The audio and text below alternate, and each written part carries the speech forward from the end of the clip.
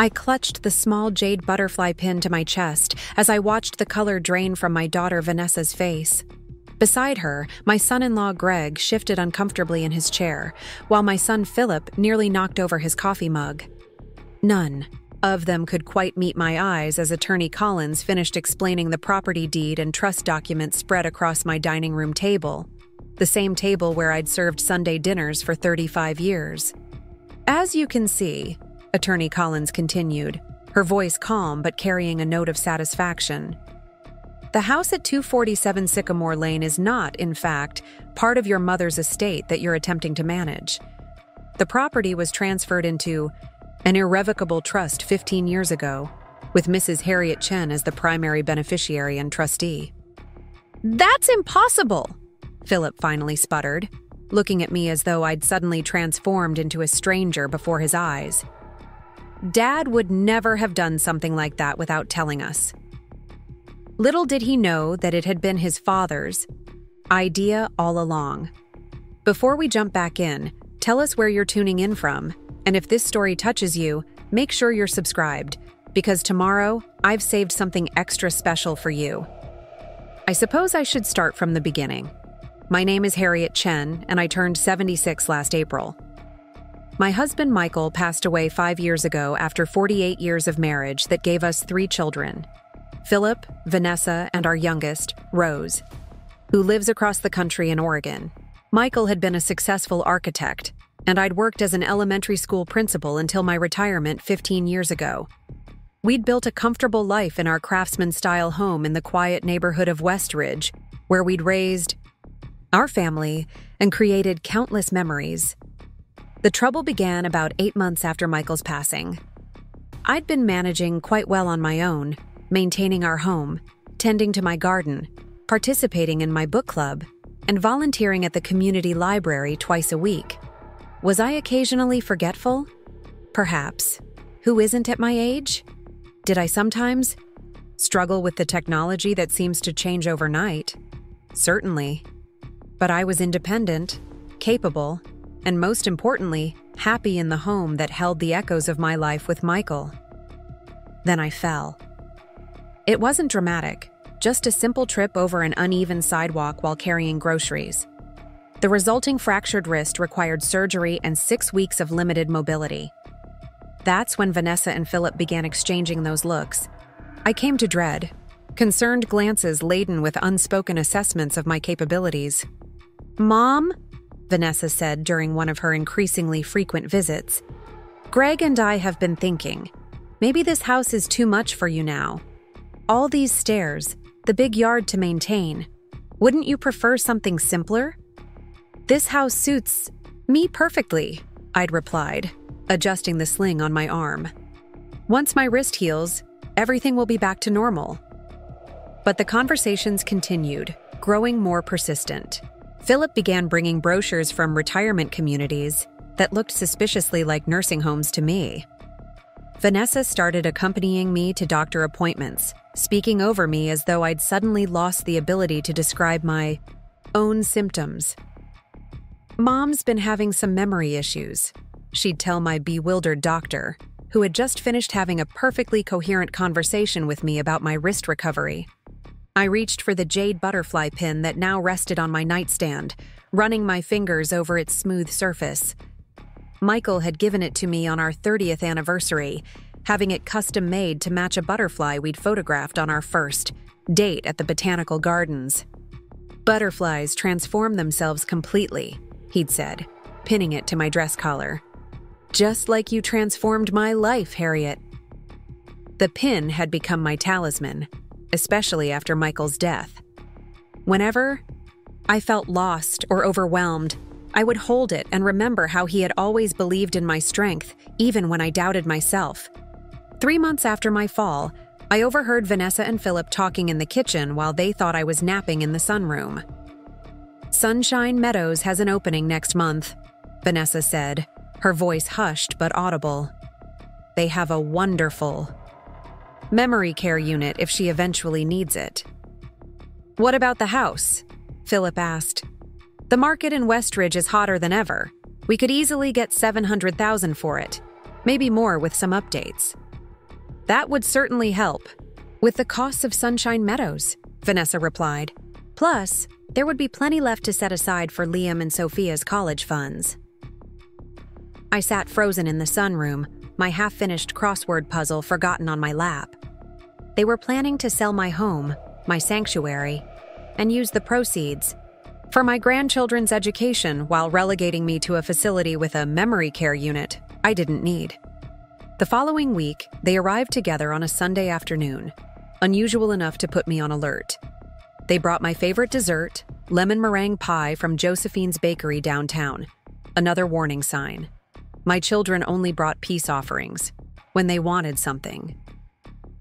Mom, Phillip began after an awkward dinner, we've found a wonderful place for you. It's called Sunshine Meadows, and it has everything you could want. Activities, medical staff on site, people your own age to socialize with. I have friends my own age right here in the neighborhood, I pointed out, and my book club and my volunteer work at the library. But those things are becoming difficult for you, Vanessa countered, her voice taking on that patronizing tone I'd grown to detest. Remember last month when you forgot about book club? And the library called when you missed your volunteer shift. I had missed book club once, because I had a dental appointment that had run long. And I'd missed one volunteer shift when I had a stomach bug. Suddenly, these minor incidents were being presented as evidence of my incapacity. We're just thinking about your safety and happiness, Phillip added, reaching for my hand across the table. I withdrew it. And what about the house? They exchanged a quick glance. Well, Vanessa said carefully, it would make sense to sell it. The maintenance alone is costly, and that money could be better used for your care. I see, I said, quietly. And have you already looked into realtors? Another glance between them. Greg has a colleague in real estate who specializes in homes in this area, Vanessa admitted. He thinks with some modernizing in the kitchen and bathrooms, we could get an excellent price. They had it all planned out. My home would be sold. The proceeds would fund my institutionalization and their children's education, and my wishes were entirely irrelevant to the equation.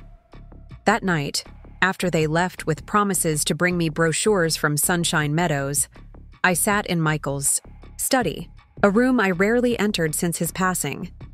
Everything remained exactly as he'd left it. His architectural drafting table by the window, bookshelves filled with volumes on design and art, family photographs arranged precisely on the credenza.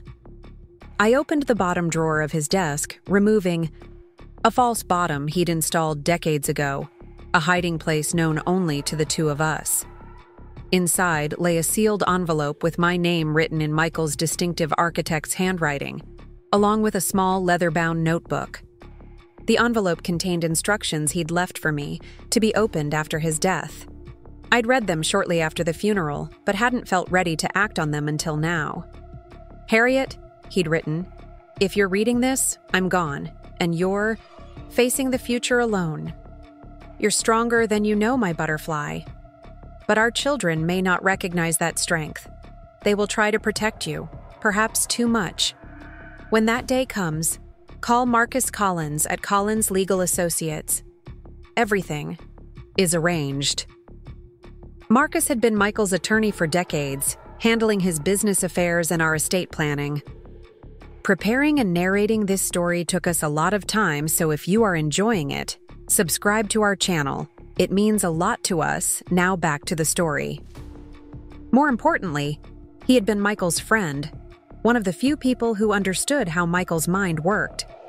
The leather notebook contained detailed notes about financial arrangements I'd known nothing about, accounts, investments, and most importantly, the trust that held our home. Michael had anticipated our children's well-intentioned but misguided attempts to take care of me. The next morning, I called the number Michael had provided. Marcus, it turned out, had retired. But his daughter Abigail Collins had taken over his practice and was fully aware of our situation. Mrs. Chen, she greeted me warmly when I arrived at her office later that week. My father told me you might be calling eventually. He set everything up exactly as your husband requested. Over the next hour, Abigail explained the ingenious arrangement Michael had created. 15 years ago, coinciding with my retirement, he had transferred our home into an irrevocable trust with me as both the beneficiary and the trustee. The children could not touch it, sell it, or use it as collateral for any loans or care facilities. Furthermore, he had established a separate investment account that generated monthly income specifically for home maintenance, property taxes, and my personal expenses. Your husband was quite protective of your independence, Abigail noted with a smile. He mentioned that your children, while loving, had a tendency to, how did he phrase it? Solve problems that don't exist. I laughed for the first time in months. That sounded exactly like Michael. What should I do now? I asked. That depends on what you want, Abigail replied. We could have a family meeting here to explain the legal situation. Or if you prefer, I could prepare documents for you to show them yourself. I considered the options, fingering the jade butterfly pin I'd worn to the meeting for courage.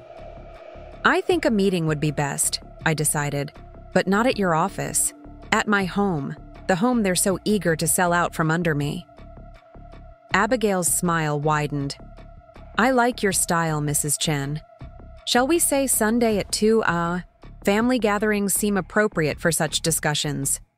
The week before the scheduled meeting, Vanessa and Phillip escalated their campaign. They arrived unannounced one evening with a thick packet of admission paperwork for Sunshine Meadows. We've put down a deposit to hold your spot, Vanessa explained, spreading the papers across my kitchen counter. It's fully refundable for 30 days, but these places fill up quickly, so we wanted to secure your place. How thoughtful, I remarked, not touching the papers. And when exactly am I supposed to move into this place I've never visited or agreed to?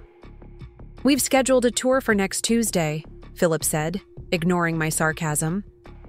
They have a lovely one-bedroom unit overlooking the garden. You'd have your own bathroom and a kitchenette, though all meals are provided in the dining hall. A kitchenette, I repeated flatly. For someone who has cooked family dinners for 48 years, in a full kitchen. How generous. Mom, please don't be difficult, Vanessa sighed. We're trying to help you. By making decisions about my life without consulting me? By planning to sell my home without my consent? My voice remained calm, but I could feel heat rising in my cheeks. It's for your own good, Phillip insisted. You're not seeing the situation clearly. I thought of Abigail Collins and the documents safely stored in Michael's desk. Actually, I said carefully, I believe I see things much more clearly than either of you. But we can discuss this further on Sunday. I'm having a small gathering at 2, and I'd like you both to attend. They exchanged another of those infuriating glances. What kind of gathering? Vanessa asked suspiciously. Just a few people to discuss my future arrangements, I said vaguely. I've been doing some thinking about your suggestions. This seemed to satisfy them, and they left shortly afterward, taking the untouched Sunshine Meadows paperwork with them. I noticed they left behind a glossy brochure showing smiling seniors engaged in watercolor painting and gentle yoga, activities I could easily pursue in my own home or at the community center where I already took Tai Chi classes twice weekly. On Sunday, I prepared as if for battle. I wore my favorite emerald green dress, the one Michael had always said matched my eyes, and pinned the jade butterfly at my collar. I asked Mrs. Abernathy from next door to help me prepare a simple tea service with sandwiches and cookies. At 78, Nora Abernathy was 2 years older than me, but lived independently in her equally large Victorian home, a fact my children conveniently overlooked when arguing that my house was too much for someone my age.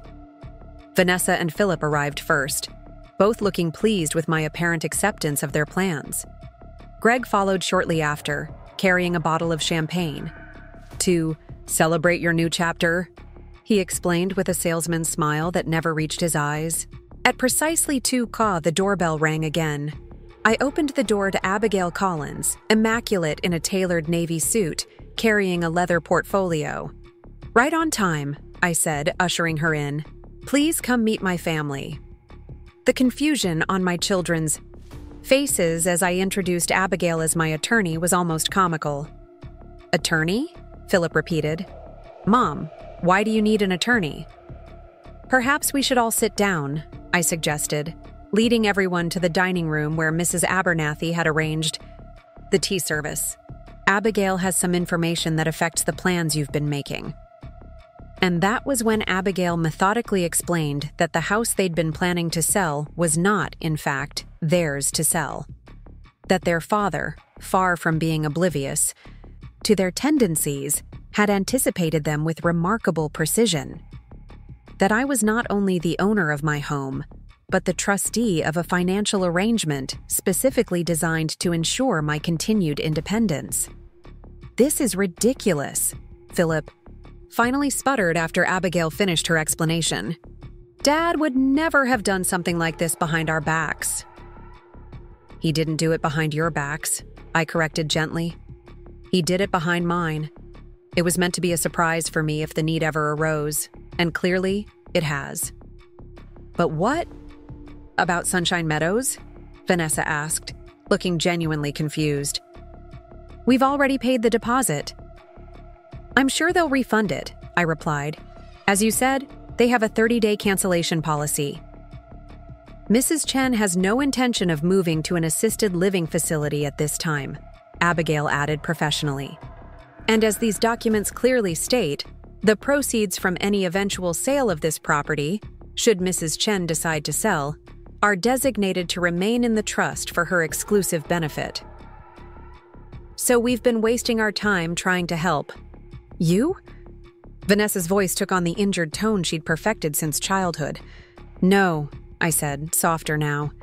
"You've been trying to help in the way you thought best, but you never asked me what I wanted or needed. You made plans for my life as though I were already incapable of making them myself." "We were worried about you," Phillip insisted. "After the fall." "I broke my wrist," I interrupted. "I didn't break my mind or my spirit.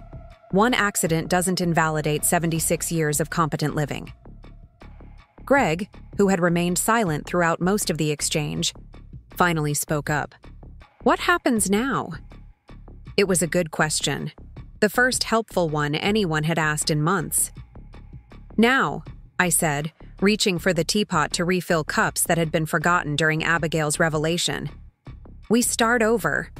If you're genuinely concerned about my well-being, I'm open to discussing actual problems as they arise.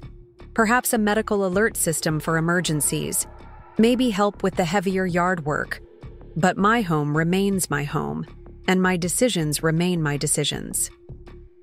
The conversation that followed was uncomfortable but necessary. There were tears, mostly Vanessa's, accusations, primarily Phillip's, and eventually, reluctant acceptance. Abigail remained a calm, professional presence throughout, occasionally clarifying legal points, but mostly allowing us to navigate the emotional terrain as a family. As they were leaving, subdued and still processing, I pulled Vanessa aside. "I know you thought you were doing what was best for me," I told her, holding her hands in mine. "But the greatest gift you can give me is your respect, not your protection." Her eyes, so like her father's, finally met mine directly. "Did Dad really set all this up without telling anyone?" I touched the jade butterfly at my collar. "Your father always saw me clearly, my strength as well as my vulnerability.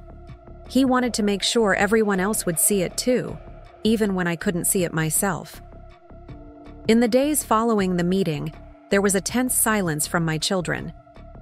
No calls, no visits, no text messages asking if I'd taken my medication or remembered to lock the doors at night. I used the respite to contact Rose in Oregon, filling her in on the entire situation. Unlike her siblings, her response was refreshingly direct. "Good for Dad," she said when I explained Michael's trust arrangements. "And good for you for standing." "Your ground, Mom. Do Do you want me to talk to Vanessa and Phillip? No, I replied. They need to work through this themselves. But I wouldn't mind if you came for a visit when you can. It's been too long. Actually, Rose said, hesitation in her voice. Jaden and I have been talking about that. His school has a special photography program next semester that allows for independent study. We were wondering if maybe we could come stay with you for a few months. He'd get school credit, and I can work remotely from anywhere with decent internet. My heart lightened at the prospect. Rose had always been the most independent of my children, establishing her life far from the family headquarters. Her son, Jaden, now 16, had inherited his grandfather's artistic eye, channeling it into photography rather than architecture. I'd love that more than anything, I told her, not bothering to hide the emotion in my voice. Great, Rose said, briskly, because I already bought the tickets. We arrive next Thursday. The prospect of Rose and Jaden's extended visit gave me new energy. I spent the next week preparing the guest rooms, airing out linens, restocking the pantry with Jaden's favorite snacks, and even having a local technician upgrade my home's internet connection to accommodate Rose's work needs. Mrs. Abernathy noticed my renewed vigor as we tended our adjacent garden plots one morning. "You're looking more yourself, Harriet," she observed, pruning her prized roses with expert precision. "Those children of yours finally come to their senses?" "Not exactly," I admitted, telling her about Rose's planned visit. "But it's a start, and having Jaden here will be wonderful." "Good," she said firmly. "This neighborhood needs more young people, and that boy of Rose's has always had a good head on his shoulders. Takes after his grandfather." On Tuesday, 6 days after the confrontation with Vanessa and Phillip, I received a surprise visitor. Vanessa's daughter, Sophia, my eldest grandchild at 20, appeared on my doorstep looking nervous but determined. "Grandma," she greeted me tentatively. "Can I come in? I hope this isn't a bad time." "For you?" "Never," I assured her, ushering her inside. "How's college treating you?" "It's good," she said, following me to the kitchen where I'd been preparing lunch. "Pre-med is tough, but I'm managing." Sophia had inherited her grandfather's methodical mind and my practicality, a combination that served her well in her medical studies. She'd also inherited Michael's direct approach to difficult subjects. "Mom told me what happened," she said without preamble as I set tea and cookies before her. "About the house and the trust and everything." "I see," I replied neutrally, waiting to gauge her reaction. "She's pretty upset," Sophia continued. "Dad, too. They had all these plans for using the money from selling this place." She paused, studying my face. "But I wanted to tell you that I think Grandpa was right, and so are you." The simple validation from the unexpected quarter of youth brought a lump to my throat. "Thank you, Sophia. That means a great deal to me." She broke a cookie in half, considering her words carefully. "When I was little, Grandpa used to tell me that the most important thing about becoming a doctor wasn't knowing all the answers. It was knowing how to listen to your patients. He said people usually know what they need, if only someone would take the time to ask them properly." "That sounds like your grandfather," I said, smiling at the memory. "He was always more interested in listening than talking." "Mom and Uncle Phillip never asked what you wanted," Sophia stated flatly.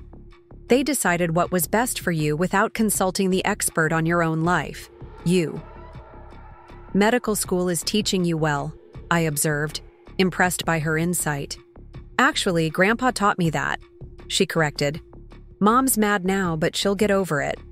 I just wanted you to know that not everyone in the family thinks you need to be handled like fine china." When Sophia left an hour later, she promised to visit again soon and to talk to her brother and cousins about doing the same.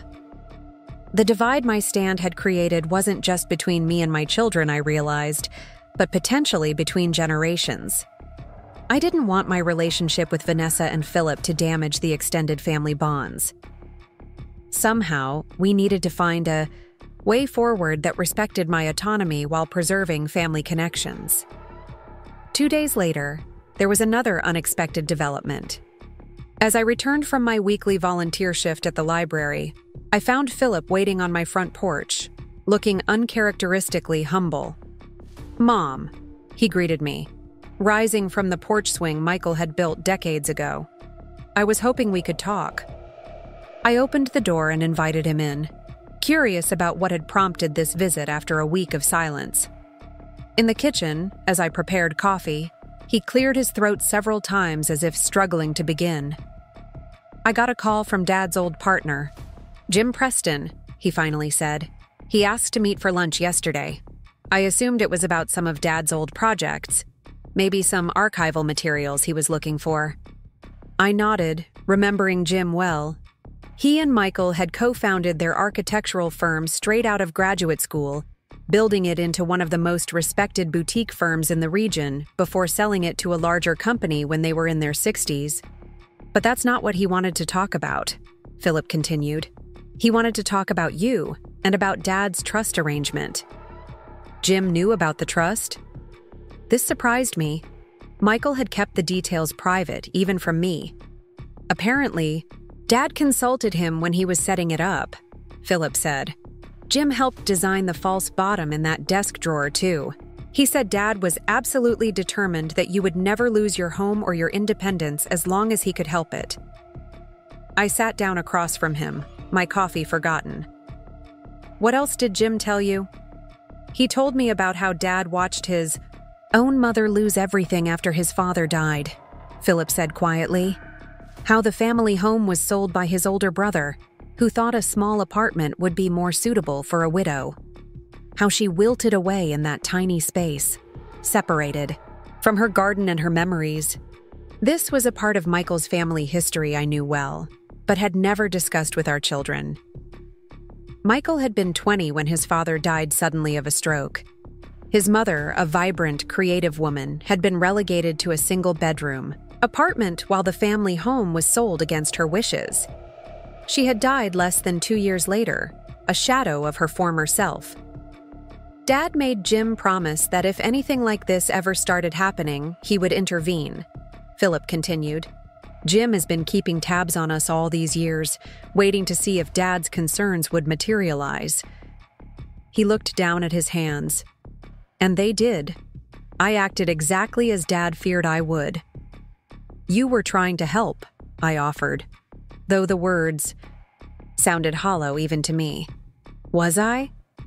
Phillip's voice had an edge of bitterness now. Or was I trying to solve a problem that was convenient for me to see? Dad's trust ensures your security and independence. Our plan would have stripped both from you while conveniently providing funds for Liam and Sophia's education. His self-awareness caught me by surprise. Phillip had always been the least introspective of my children, preferring action to reflection. This newfound capacity for self-criticism suggested growth I hadn't expected. Jim reminded me of something else. He continued.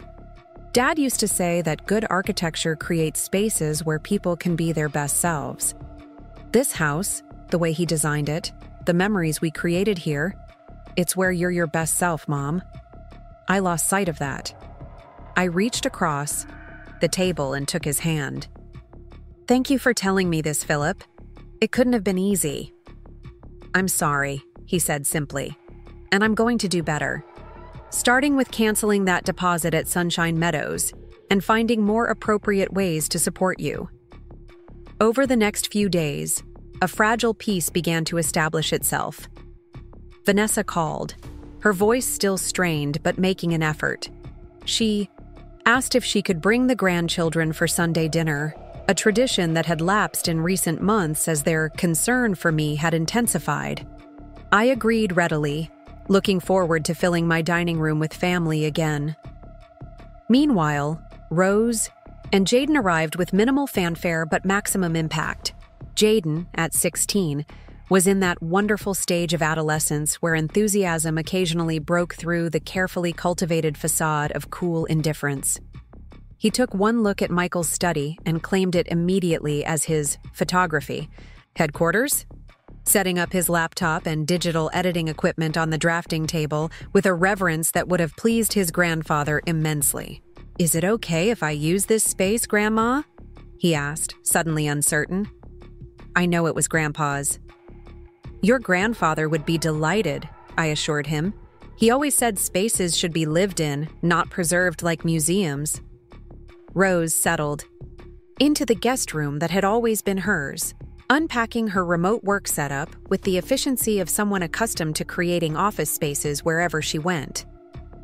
As a marketing consultant specializing in sustainable businesses, she traveled frequently but had arranged to base herself at my home for the next 3 months. "Mom, I've been thinking," she said on their second evening as we sat in the living room after dinner. "What if we converted the sunroom into a more formal office space for me? Nothing permanent, just a better desk and maybe some storage. I could work more efficiently, and when I leave, you'd have a nice writing desk for your correspondence." The fact that she was already thinking of improvements while respecting that this was still my home touched me deeply. There was no assumption of taking over, no implication that I couldn't manage on my own. Just a practical suggestion that benefited us both. "I think that sounds wonderful," I told her. "There's a furniture consignment shop downtown that might have exactly what we need." The Sunday dinner with Vanessa's family arrived with both anticipation and a degree of trepidation. On my part, would the wounds from our confrontation still be too raw? Would Greg maintain his distant politeness that barely concealed his disappointment about the house not being sold? My concerns proved largely unfounded. Vanessa arrived with a bouquet of fall chrysanthemums and an awkward but sincere apology. "I've been thinking a lot about what you said, Mom," she admitted as we arranged the flowers together in the kitchen. "About respect versus protection. I'm trying to do better." Greg was more reserved but cordial, engaging Rose in conversation about market trends while helping to set the table, a task he'd never volunteered for in previous visits. Most surprising was the change in Liam, Vanessa's 18-year-old son, who had previously shown little interest in family gatherings. "Grandma," he said during dinner, "Sophia told me about Grandpa's trust and how he set it up to protect your independence. That's pretty cool. He must have really understood how families work." "Your grandfather was an excellent student of human nature," I agreed, noticing Vanessa's slight wince at her son's bluntness. "He believed deeply in individual autonomy, especially for those society often tries to marginalize, including the elderly. We're studying ageism in my social psychology class," Liam continued, ignoring his mother's warning glance. "It's wild how many assumptions people make about older adults' capabilities without any evidence." "Out of the mouths of babes," Rose murmured, sharing an amused look with me across the table. The dinner wasn't perfect. There were moments of tension, particularly when the subject of future care arrangements came up. But it represented progress. By the time dessert was served, Jaden and Liam had made plans to collaborate on a photography project. Sophia had promised to come by next weekend to help in the garden, and even Greg had mellowed enough to compliment the improvements Rose had suggested for the sunroom. As they were leaving, Vanessa lingered behind while the others headed to the car. "Mom," she said hesitantly, "I've been thinking about what you said about help that respects your autonomy. Would it be all right if I hired a landscaping service for the heavier yard work? Not because you can't manage, but because it might be nice to have more time for the parts of gardening you actually enjoy." It was a small olive branch, but one I was happy to accept. "That would be lovely, Vanessa. Thank you. And maybe we could look into one of those medical alert systems, the kind that's not obtrusive but gives everyone peace of mind for emergencies." "I think that's sensible," I agreed. "We can research options together." As she walked to the car, her posture seemed lighter, as if some of the tension between us had finally begun to dissipate. Later that evening, as Rose and I cleaned up the kitchen while Jaden edited photos in the study, she remarked on the change in her sister's attitude. "Vanessa seems to be coming around," she observed, "more slowly than Phillip, but still." People adjust at different rates, I said, wiping down the counters. Your sister has always had the hardest time with situations she can't control. She gets that from me, actually. Rose raised an eyebrow. You? You're the most adaptable person I know. I laughed softly. Now, perhaps, but I wasn't always. Your father used to tease me about my 5-year plans and detailed vacation itineraries. He taught me to embrace uncertainty gradually, over decades, of gentle guidance. Is that why you've been so patient with Vanessa and Phillip through all this? Rose asked. Because Dad was patient with you? Partly, I admitted, but also because I understand their fear. Aging parents represent our own mortality, our own inevitable decline. It's easier to manage that fear by managing us than by facing it directly. Rose was quiet for a moment, contemplating this. You know, she finally said, when I first heard about what they were trying to do with the house in Sunshine Meadows, I was furious. I wanted to fly out immediately and confront them, but Jaden, of all people, suggested I wait. Oh? This was news to me. He said, Grandma's handled everything on her own so far. Maybe we should let her keep handling it her way. 16. Years old, and somehow he understood what his aunt and uncle couldn't see.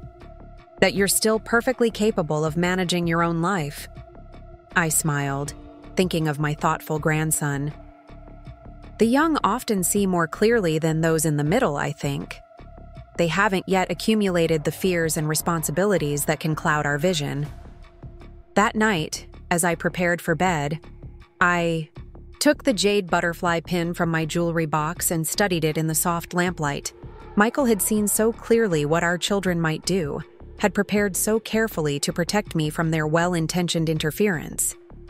But he had also given me the strength to stand firm when the moment came, to reclaim my voice when others tried to speak for me. I placed the pin on my bedside table, next to a framed photograph of Michael and me on our 40th anniversary. In the picture, we stood in our garden, his arm around my waist, both of us laughing at something now forgotten. What remained was the joy we had found in each other, the respect we had maintained through decades of partnership. You were right, Michael, I whispered to the empty room. They did try to solve problems that didn't exist, but you were also right that I could handle it. As I drifted toward sleep, I felt a sense of peace I hadn't experienced since before my fall. My home remained my sanctuary, not because of legal documents or trust arrangements, but because I had found the courage to defend it. My family was beginning to see me clearly again, not as a problem to be solved or a responsibility to be managed, but as a person with agency and wisdom earned through 76 years of living. The jade butterfly caught the moonlight filtering through my curtains, its wings seeming almost to flutter with possibility. Transformation, Michael had said.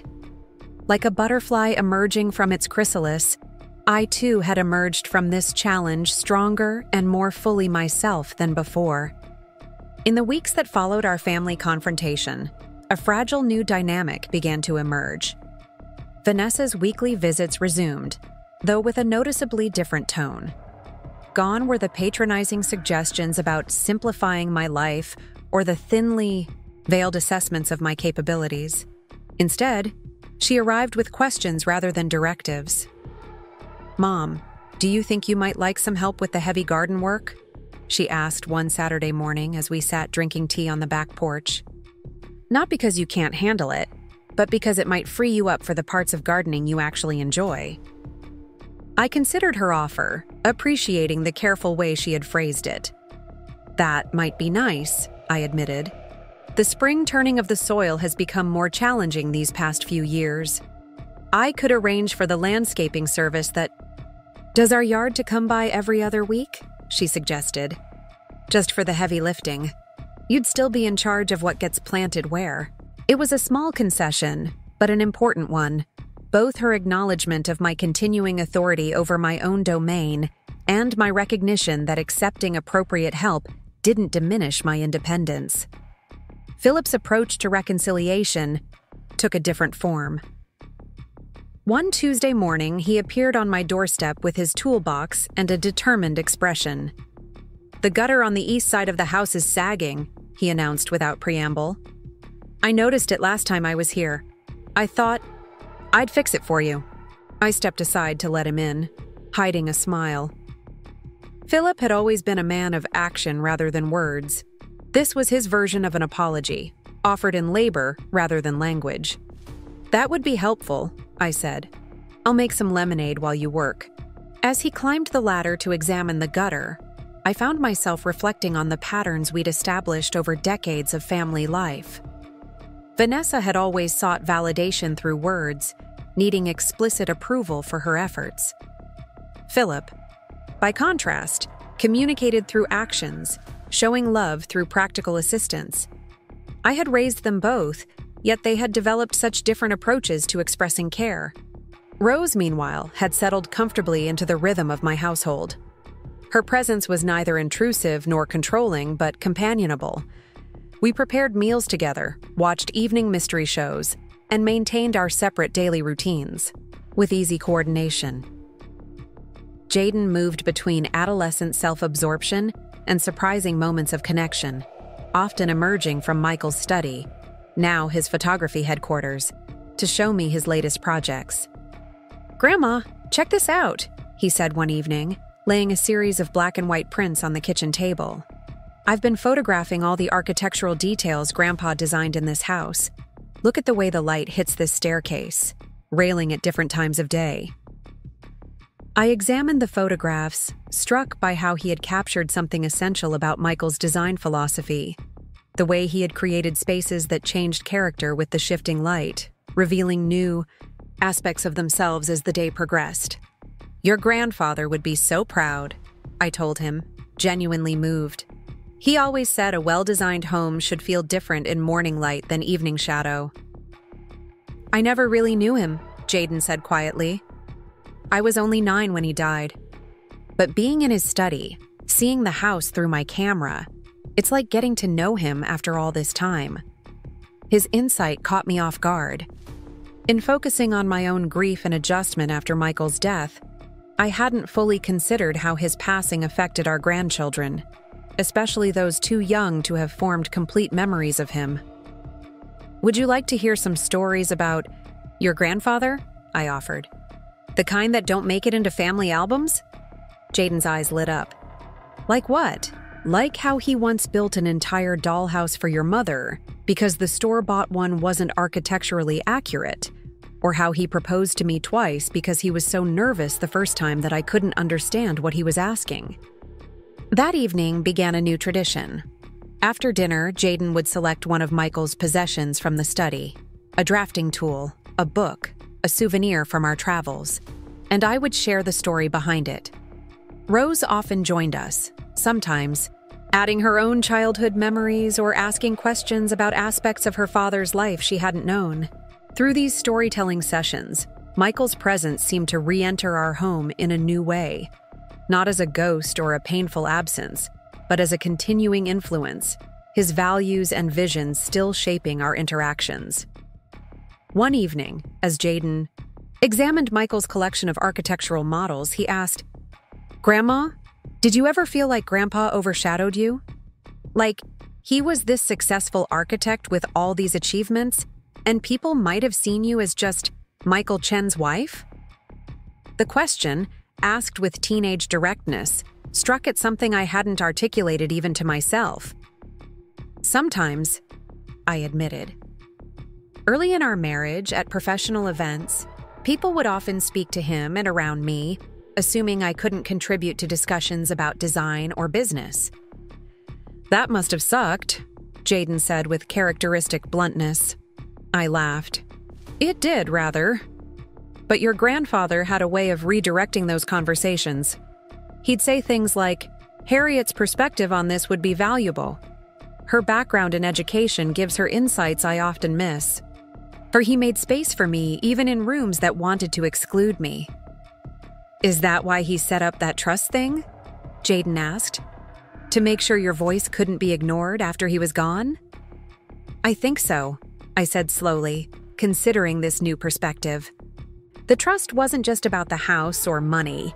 It was about ensuring I maintained a voice in decisions about my own life. Jaden nodded, turning one of the architectural models in his hands. That's real love, isn't it? Not just being with someone when you're alive, but thinking about how to protect them even after you're gone.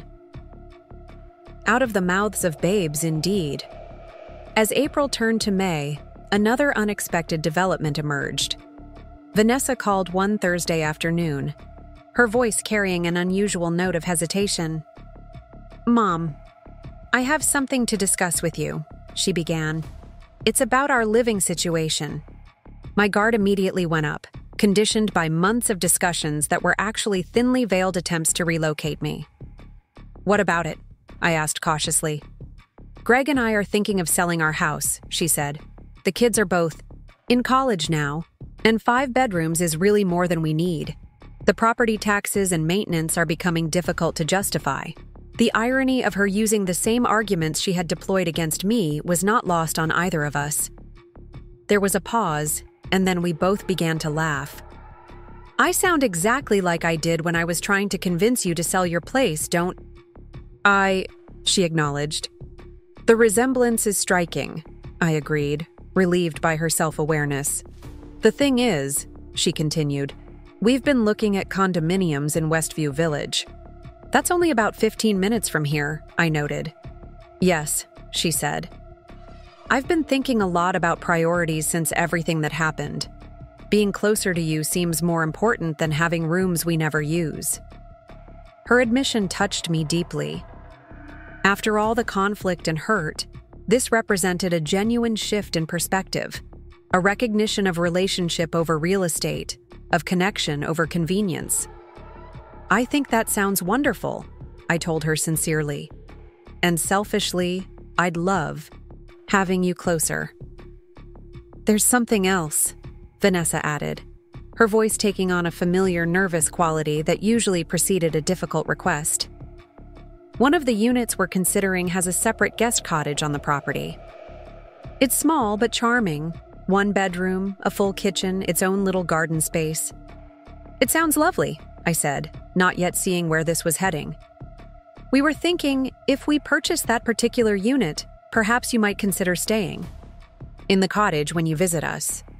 Not permanently," she hastened to add, "but maybe for weekends sometimes? It would have all the privacy and independence you're used to, but you'd be right there with family." I was momentarily speechless. This wasn't another attempt to relocate me against my wishes, but an invitation that acknowledged and respected my need for autonomy while creating opportunities for closer connection. "I'd like that very much," I finally said. "It's a thoughtful solution." "Dad would have come up with something similar," Vanessa said softly. "He was always finding ways to balance independence with togetherness." The mention of Michael in this context, not as a point of contention but as a model for healthy family relationships, felt like a significant healing moment between us. Meanwhile, Phillip's reconciliation efforts continued in his own characteristic style. Having repaired the sagging gutter, he moved on to other home maintenance projects, fixing a leaky faucet, replacing weather stripping on the doors, repainting the mailbox post. Each task was undertaken without fanfare, simply announced as something he'd noticed needed doing. One Saturday in late May, he arrived with his pickup truck filled with gardening supplies. "I've been reading about raised garden beds," he explained as he unloaded lumber, soil, and various tools. "They're supposed to be easier on the back and knees for gardening. Thought you might like a couple for your vegetable patch." I watched as he measured and marked the ground, his movements precise and methodical, so like his father's. "When did you become interested in gardening?" I asked, genuinely curious. Phillip had always been the least horticulturally inclined of my children. He looked up, squinting against the morning sun. "I'm not, really. But I've been thinking about something Dad used to say about design serving human needs. You need to garden. It's important to you. But the traditional way is becoming physically challenging. So, design solution, raised beds. The simple logic, so reminiscent of Michael's practical approach to problem solving, brought an unexpected lump to my throat. Your father would approve of your reasoning, I told him. Phillip nodded, returning to his measurements. I've been thinking about him a lot lately, about the kind of man he was, the way he approached problems. In what way? I prompted, sensing he needed to express something important. Dad never forced solutions on people, he said after a moment. Even at work, with clients who had ridiculous requests or impractical ideas, he'd find ways to guide them toward better outcomes without making them feel stupid or overruled. He looked directly at me then. I didn't do that with you. I decided I knew what was best and tried to make it happen regardless of your feelings. Yes, I agreed simply.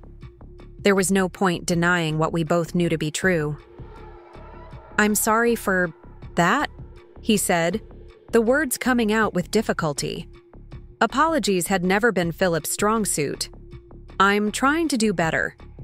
These raised beds are a good start, I assured him, recognizing the effort this conversation represented for my action-oriented son. And for what it's worth, I understand that your intentions came from a place of concern, even if your methods were misguided. Dad left some pretty big shoes to fill, Phillip said, returning to his work. I'm not sure any of us are doing it very well. Your father didn't become the man you remember overnight, I reminded him gently. He grew into that wisdom through decades of mistakes and learning. You're on your own journey, Phillip. Give yourself the grace to evolve. As he worked on the raised beds, I found myself reflecting on the different versions of Michael that existed in each family member's memory. To Vanessa, he was the patient listener who validated her emotional needs. To Phillip, he was the calm problem solver who found practical solutions without diminishing others. To Rose, he was the supporter of independence who encouraged her to forge her own path far from family expectations. And to me, he had been all those things at different moments, but above all, he had been my partner in creating a life of mutual respect and enduring love. The trust arrangement that had caused such family turmoil was just one manifestation of that partnership, continuing beyond his physical presence. By early June, a new equilibrium had established itself in our family dynamics. Vanessa and Greg had made an offer on the condominium with the guest cottage, planning to move by late summer. Philip's weekend visits continued, each bringing some new practical improvement to my home or garden. Rose extended her stay through the fall, allowing Jaden to complete a full semester at the local high school while continuing his photography studies. One unexpected outcome of our family conflict and resolution was a renewed closeness among the cousins. Sophia, Liam, and Jaden began organizing regular gatherings, movie nights, hikes, photography expeditions, often using my home as their base of operations. The house that Vanessa and Phillip had once deemed too much for me now regularly accommodated impromptu sleepovers and boisterous Sunday brunches prepared by teenagers learning to cook. It's nice to see the house full of young people again, Mrs. Abernathy commented one afternoon as we sat on her porch watching Jaden and Liam wash cars in my driveway, music blaring from portable speakers. Reminds me of when your three were growing up. It does, I agreed. Though I think I have more energy for it now than I did then, strangely enough. Grandparenting is much less exhausting than parenting. Because you can send them home when you've had enough, she said with a knowing smile. Though it seems like yours don't go home much these days. She was right. My home had become a gathering place again, filled with activity and energy that belied all of Vanessa and Phillip's earlier concerns about it being too much for me to manage. The irony wasn't lost on any of us. In late June, I received an unexpected invitation from Abigail Collins, the attorney who had helped reveal Michael's trust arrangements to my astonished children. Mrs. Chen, she greeted me warmly when I returned. Her call. I hope you're well. I've been thinking about your situation, and I have a proposal that might interest you. I'm intrigued, I told her truthfully. Our previous collaboration had been so successful that I was naturally curious about what she might suggest next. I'm putting together a panel discussion for an upcoming legal conference on elder law and autonomy, she explained. It's focused on helping attorneys better serve older clients by respecting their agency while providing appropriate protections. I wondered if you might be willing to participate as a panelist, sharing your experience with the trust your husband established. The request caught me by surprise. Me? I'm not a legal expert, Abigail.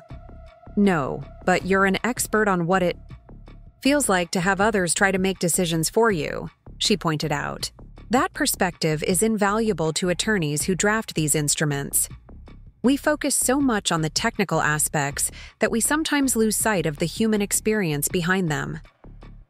I considered her invitation, both flattered and intimidated, by the prospect. Public speaking had never been my favorite activity, even during my years as a school principal. But the opportunity to help shape how legal professionals approached issues of aging and autonomy was compelling. I'd be honored, I finally said, though I'm not sure how impressive a speaker I'll be compared to a room full of attorneys. You'd be surprised, Abigail assured me. Lawyers love hearing from real people affected by the legal structures we create. Your story is exactly what they need to hear. After our call, I found myself thinking about how to frame my experience for an audience of legal professionals. What aspects would be most valuable for them to understand? The practical effectiveness of Michael's trust arrangement, the emotional impact of having my autonomy threatened and then reaffirmed, the complex family dynamics that both necessitated and resulted from the legal intervention? As I mulled over these questions, Rose found me sitting in the garden beside the new raised beds, which were already sprouting rows of lettuce and herbs. You look deep in thought, she observed, settling onto the bench beside me. Everything. Okay. I shared Abigail's invitation with her, explaining my mixed feelings about public speaking, but my desire to contribute something meaningful to the conversation about elder autonomy. I think it's a fantastic opportunity, Rose said enthusiastically. Your experience could help shape how other families navigate these situations. Maybe even prevent some conflicts before they start. Perhaps, I acknowledged, but I'm not sure I have anything particularly insightful to offer beyond my personal story. Rose gave me a look I recognized from her childhood, the one that suggested I was missing something obvious. Mom, your personal story is the insight. How many older adults lose their voice in family decisions because they don't have the legal protections Dad put in place? How many families fracture permanently because they can't find their way back from the kind of confrontation we had? Put that way, I could see the potential value in sharing my experience. I suppose our family's journey through conflict to reconciliation might offer some useful perspectives. Exactly, Rose agreed. And don't underestimate the impact of seeing someone your age speaking authoritatively about these issues. Representation matters at every age. Her confidence in me was touching, a reversal of our traditional parent-child roles that felt appropriate to this new phase of our relationship. Will you help me prepare? I asked. You're the marketing expert after all. You know how to craft compelling narratives. I'd be honored, she said, echoing my response to Abigail. We could work on it together, maybe even create some visual aids using Jaden's photographs of the house. The project quickly became a family affair. Rose helped me outline key points and practice delivery. Jaden curated a series of photographs, showing the house through seasons and years, visual testimony to its role as a constant in our family life. Even Vanessa contributed, using her event planning skills to help me prepare for the format and flow of a panel discussion. Remember to pause after making important points, she advised during one practice session. Let the audience absorb what you're saying. And don't feel pressured to fill silence. It's often more powerful than words. Phillip's contribution came in his characteristic practical form. "I've installed a Ring doorbell and smart lighting system," he announced one weekend. "You can control everything from your phone, and the doorbell lets you see who's there before opening the door." When I expressed confusion about how this related to my upcoming panel presentation, he explained, "You'll be talking about independence with appropriate safeguards, right? This is exactly that. Technology that enhances security without diminishing autonomy. You can use it as a concrete example." His insight surprised me, revealing a depth of understanding about the core issues that I hadn't given him credit for. "That's actually quite brilliant, Phillip," I told him. "Thank you." The panel discussion was scheduled for a Wednesday in mid-July at the downtown convention center. As the date approached, I found myself both nervous and excited. Emotions I hadn't experienced in combination since my early days of teaching. The night before the event, I couldn't sleep. I found myself wandering downstairs to Michael's study, now transformed by Jaden's presence, but still holding the essence of my husband's thoughtful spirit. I sat at the drafting table, running my fingers over the smooth surface where both Michael and now our grandson had created their respective forms of art. "I wish you could see how things have turned out," I said softly to the empty room.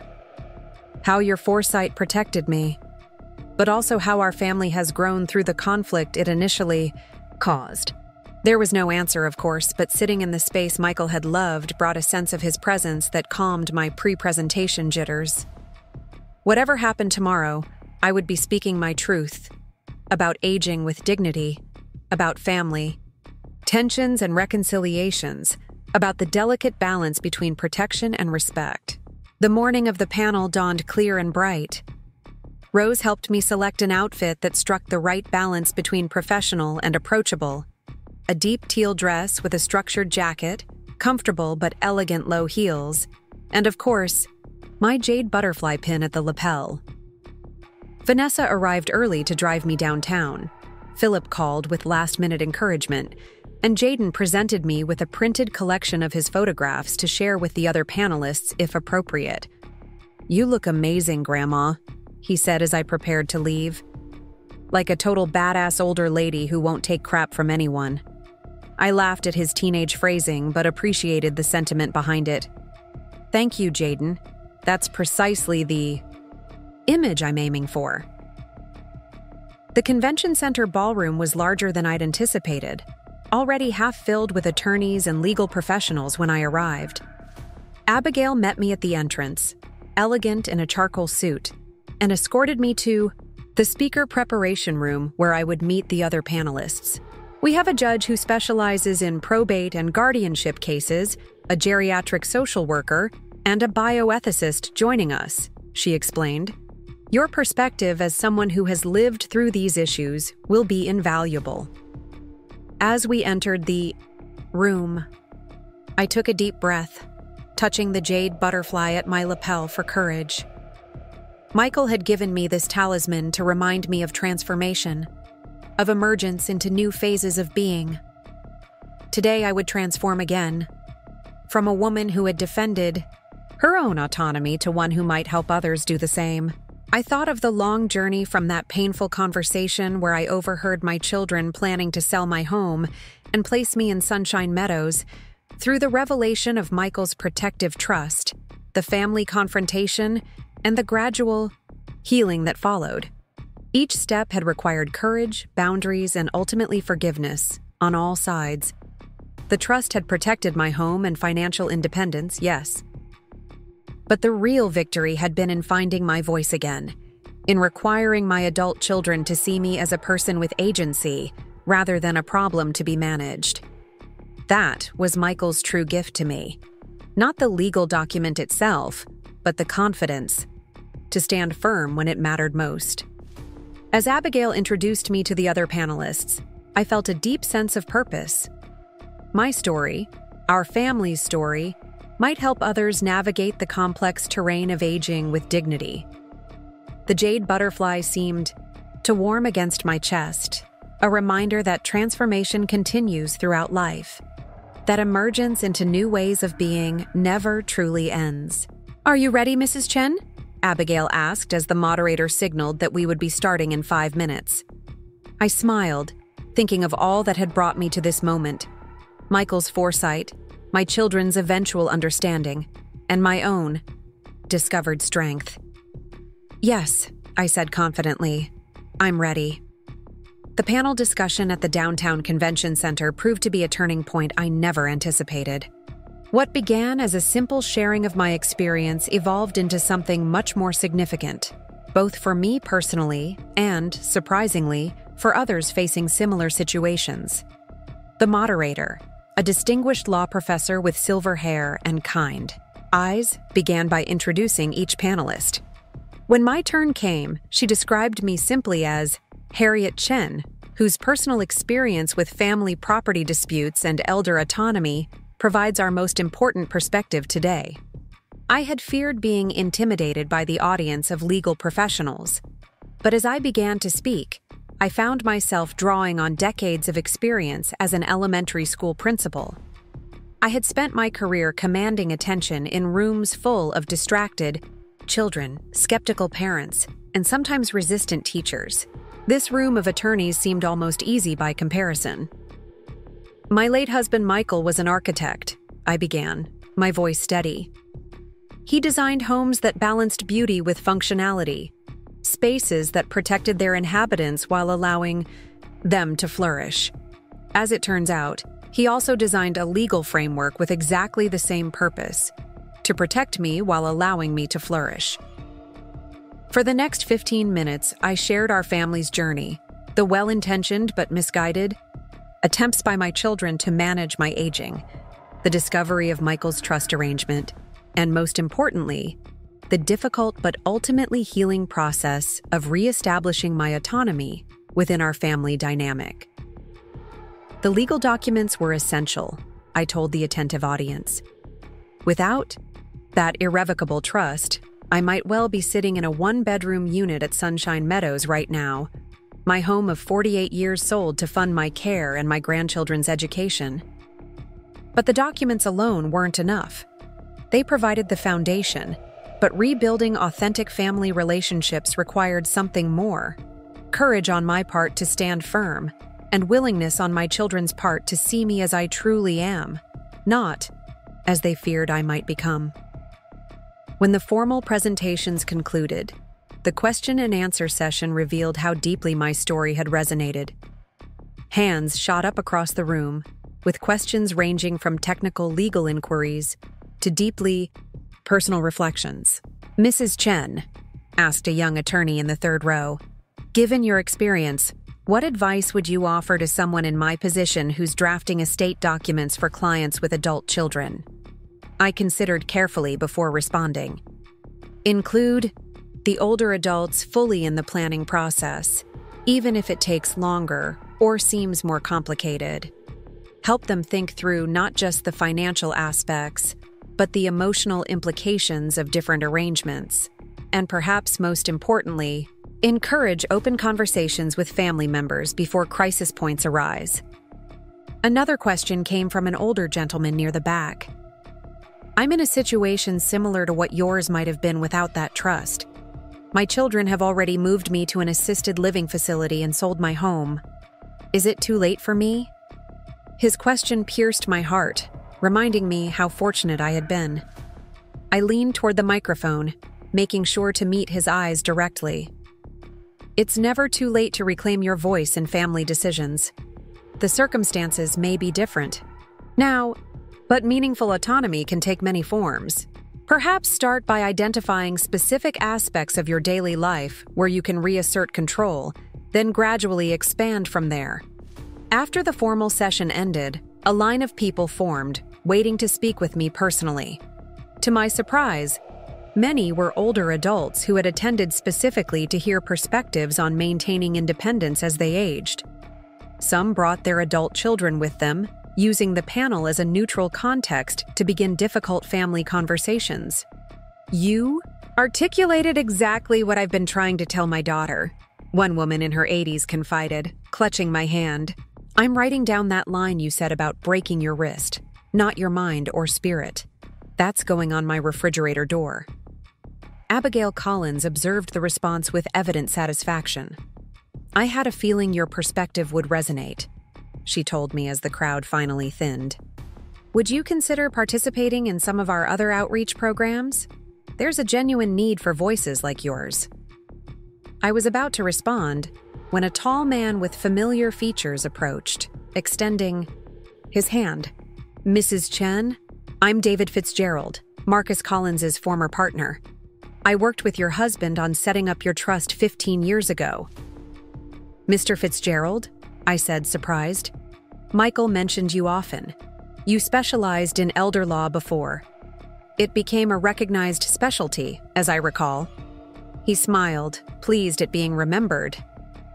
"Your husband was quite forward-thinking. Most men of his generation weren't considering how to protect their wives' autonomy after their passing. They were more concerned with controlling assets from beyond the grave." "That wasn't Michael's style," I said. "He believed deeply in individual agency, even when it occasionally worked against his preferences." "Indeed." David nodded thoughtfully. "Which is why I wanted to speak with you today. I'm working on a book about preventative legal frameworks for elder autonomy.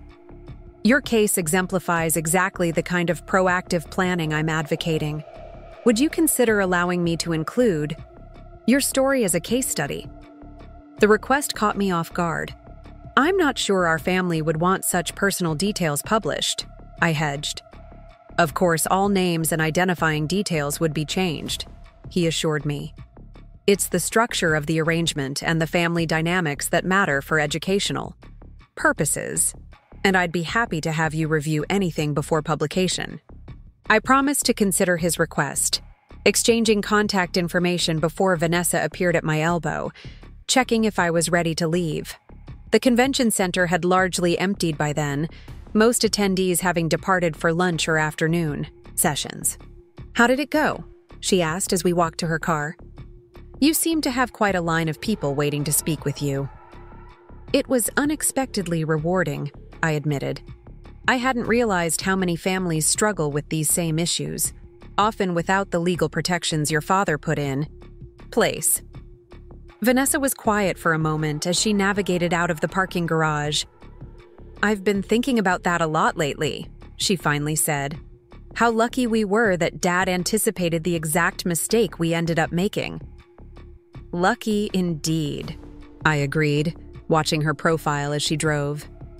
So like Michael's, the same straight nose, determined chin, and expressive eyebrows that betrayed her every emotion. "The thing is, Mom," she continued, "I'm not sure we would have listened to him any more than we initially listened to you. We would have convinced ourselves that circumstances had changed since he made those arrangements, that we understood the current situation better than he could have predicted." Her self-awareness surprised me. "Perhaps," I acknowledged. "But eventually, you did listen to me." "Only after being forced to by legal documents," she pointed out, a hint of lingering shame in her voice. Not exactly my proudest moment. "Vanessa," I said gently, "growth rarely happens without some discomfort. What matters is that when confronted with your behavior, you were willing to change course. Many people entrench further when their actions are challenged." She glanced at me quickly before returning her eyes to the road. "Like Phillip did initially?" "Your brother processes things differently than you do," I reminded her. "His first instinct is always to defend his position, but once he's had time to reflect, he usually comes around." "He's been amazing with those raised garden beds," Vanessa acknowledged. "I never would have expected him to take such an interest in making your home more accessible while still respecting your independence." "People surprise us when given the chance," I said, thinking not just of Phillip, but of all my children, each finding their own way back to a relationship based on mutual respect rather than assumed dependency. When we arrived home, Rose and Jaden were waiting eagerly to hear about the panel. To my surprise, Phillip's truck was also in the driveway, though he rarely visited on weekdays due to his work schedule. "What's going on?" I asked as we entered the house to find all three of them in the kitchen. "Is this an impromptu family gathering?" "Sort of," Rose said with a mysterious smile. "We have something to show you. But first, how was the panel? Did you dazzle all those lawyers with your wisdom?" "I don't know about dazzling," I demurred, "but it was certainly more engaging than I expected. People seemed genuinely interested in our family's experience." "Of course they were," Jaden chimed in. "It's not every day they get to hear from someone who actually lived through what they're theorizing about." "Speaking of living through things," Phillip interjected, clearly eager to move on to whatever surprise they had planned, "we've been working on something while you were out. Ready to see it?" They led me through the house to the sunroom, which had become Rose's temporary office during her extended stay. But the space had been transformed since I'd left that morning. The casual arrangement of borrowed furniture had been replaced by a beautifully designed workspace, featuring a sleek desk positioned to capture the natural light, comfortable seating for small meetings, and most surprisingly, a gallery wall displaying several of Jaden's photographs of the house.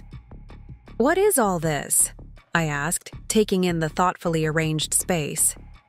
"We know you've been thinking about writing your memoir," Rose explained. "You mentioned it a few weeks ago, how you wanted to document your experiences as one of the first Asian American women to become a school principal in this district. And we thought you deserved a proper writing space," Vanessa added, "something that inspires creativity."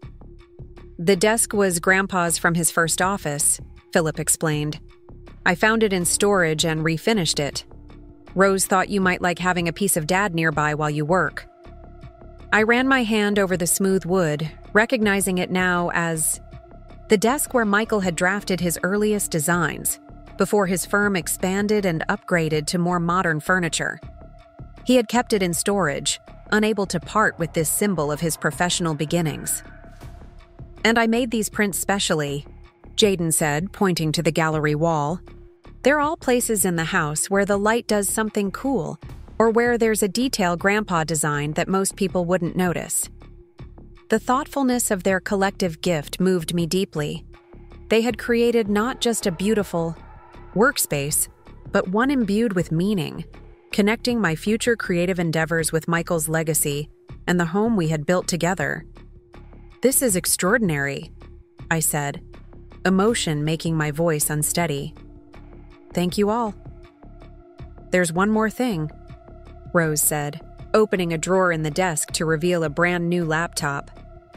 "We've loaded it with writing software and set up everything you'll need. Jaden even created a video tutorial to help you get started. We figured if you're going to be a famous author and public speaker, you need the right tools," Phillip added with a wink. "Famous might be stretching it," I laughed, overwhelmed by their support. "But I am considering that book project Mr. Fitzgerald proposed today." As I explained David Fitzgerald's request to include our family's story in his book on elder law, I watched their reactions carefully. This would affect all of them, potentially exposing our private struggles to public scrutiny, albeit with names changed. "I think you should do it," Vanessa said unexpectedly. "If our experience can help other families avoid the mistakes we made, that seems worthwhile." "I agree," Phillip nodded, "though I reserve the right to deny ever behaving as stubbornly as my character in the book undoubtedly will." Their willingness to support the project, to allow our family conflicts to serve educational purposes, represented yet another step in our collective healing. There was no longer shame or defensiveness about the difficult period we had navigated, just a shared understanding that our journey might benefit others. That evening, after everyone had gone home or retired to their rooms, I sat alone in my new writing space, watching as the last rays of summer sunlight filtered through the windows. I opened the laptop, surprised by how natural it felt despite my limited experience with technology. Rose had set it up thoughtfully, with large icons and simplified navigation that respected my capabilities without assuming limitation. I began to type, starting not with the memoir my children imagined, but with notes for the case study David Fitzgerald had requested. As I documented the practical aspects of Michael's trust arrangement and our family's subsequent journey, I found myself reflecting on the deeper themes underlying our experience. At its core, our story wasn't really about legal documents or property rights. It was about the fundamental human need for dignity and self-determination at every life stage. It was about the delicate balance between accepting support and maintaining independence. Most of all, it was about how families can navigate the inevitable role reversals that come with aging parents and adult children, finding new ways to connect across shifting relational landscapes. I worked until well past midnight, words flowing more easily than I had anticipated. When I finally closed the laptop and prepared for bed, I felt a satisfaction I hadn't experienced since my retirement 15 years earlier. The particular contentment that comes from meaningful work aligned with one's deepest values. As summer progressed into fall, my writing project expanded beyond the initial case study. David Fitzgerald, impressed with my detailed notes, suggested we collaborate on a more substantial work, a practical guide for families navigating elder transitions, combining his legal expertise with my lived experience and background in education. Most resources focus either on legal technicalities or emotional aspects, he explained during one of our regular working sessions in my sunroom office. Very few address both dimensions effectively. With your educational background and personal story, we could create something genuinely useful. The collaborative work gave my days new purpose beyond family interactions and community involvement. I found myself researching related topics, interviewing other older adults about their experiences with family dynamics, and drawing on my years as an educator to structure content for maximum accessibility. Rose, whose marketing work often involved content development, became an unofficial consultant on the project. "You're creating a resource that will need to reach multiple audiences," she pointed out. "Adult children, their aging parents, and the professionals who serve them. Each group needs slightly different entry points to the same core information." Her insight led us to restructure the manuscript with parallel sections addressing the same situations from different perspectives. For example, a chapter on home. Modifications included practical considerations for the older adults living in the space, communication strategies for family members suggesting changes, and assessment tools for professionals evaluating needs. Vanessa contributed her organizational skills, helping me establish a consistent writing schedule and manageable deadlines. Phillip, true to form, focused on practical support, upgrading my internet connection for video conferences with David, installing better lighting in the sunroom for winter working conditions, and building custom bookshelves for my growing collection of research materials.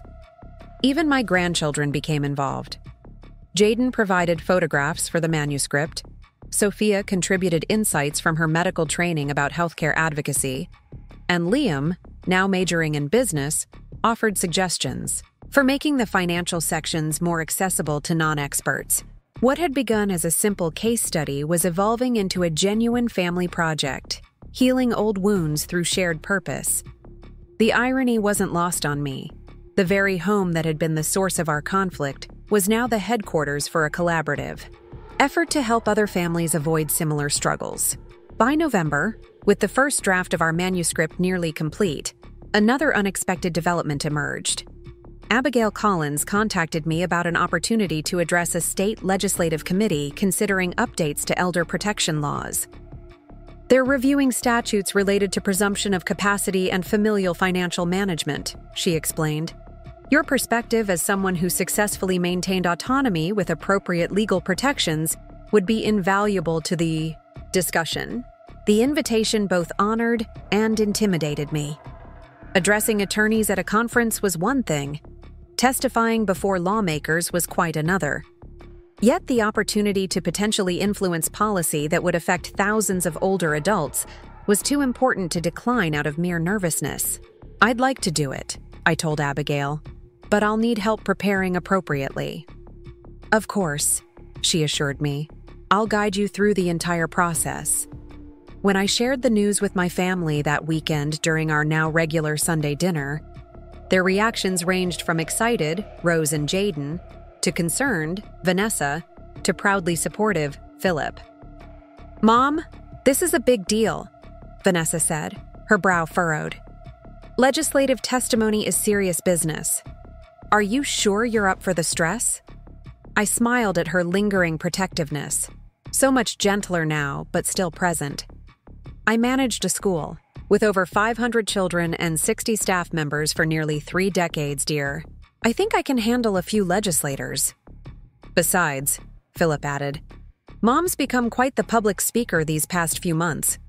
Between the legal panel and those workshops at the senior center, she has more speaking engagements than any of us. He wasn't exaggerating. Following the initial panel discussion, I had been invited to speak at several community forums on aging and autonomy. What began as simple sharing of personal experience had evolved into a kind of advocacy role. I had never anticipated in retirement. "I'll help you prepare, Grandma," Sophia offered. We learned about effective testimony in my health policy class last semester. It's all about concise messaging and personal impact stories. "And I can film your practice sessions," Jaden added, enthusiastically, "so you can see how you're coming across." Their collective support bolstered my confidence. This new chapter of life, becoming a voice for elder autonomy and family collaboration, had emerged organically from our own difficult journey.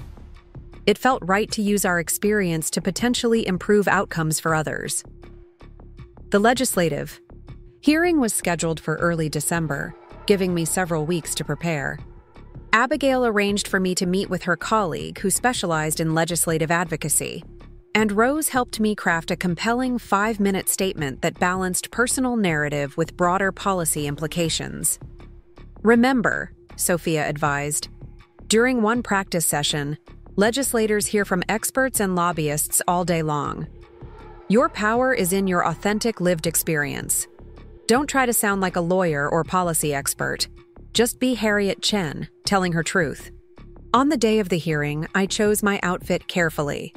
A tailored burgundy suit that projected confidence without ostentation, comfortable shoes for the Capitol building's marble floors, and of course, my jade butterfly pin, now a talisman for moments requiring particular courage. Phillip insisted on driving me to the state capitol, arriving early so we could walk the halls and get comfortable with the imposing surroundings. "Dad would be so proud of you today," he said as we climbed the grand staircase to the hearing room. This is exactly why he set up that trust. Not just to protect your home, but to ensure your voice would continue to matter. The hearing room was smaller than I had imagined, but imposingly formal, with a raised dais where committee members would sit and rows of chairs for witnesses and audience members. Abigail met us at the door, professional in a charcoal suit, carrying a folder with copies of my testimony for distribution. "You're scheduled second," she informed me. After the State Director of Aging Services, but before the Elder Law Association, representative. Perfect positioning. You'll provide the human context for the technical testimony that follows. I was grateful for her attention to such details. As a former school administrator, I understood how procedural factors like speaking order could significantly impact how messages were received.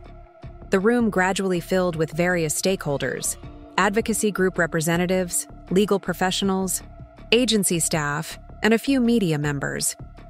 To my surprise, I spotted Rose and Jaden slipping into seats near the back, followed by Vanessa. They had all rearranged their schedules to support me, despite my assurances that it wasn't necessary. When the committee chairperson called the hearing to order, I focused on controlling my breathing, a technique I had used before addressing school assemblies throughout my career. The Director of Aging Services presented first, providing statistical context about elder abuse cases, guardianship proceedings, and property disputes involving older adults. Then it was my turn. As I approached the microphone, I caught sight of my family in the audience, Rose giving me a subtle thumbs up, Vanessa smiling encouragingly, Jaden leaning forward with interest, and Phillip sitting ramrod straight as if His posture could somehow lend me strength. "Good morning," I began, my voice steady despite my racing heart. "My name is Harriet Chen. I'm 76 years old, a retired school principal, and a mother of 3. I'm here today because legal protections established by my late husband saved me from losing both my home and my autonomy after a minor injury led my well-meaning children to question my capacity for independent living.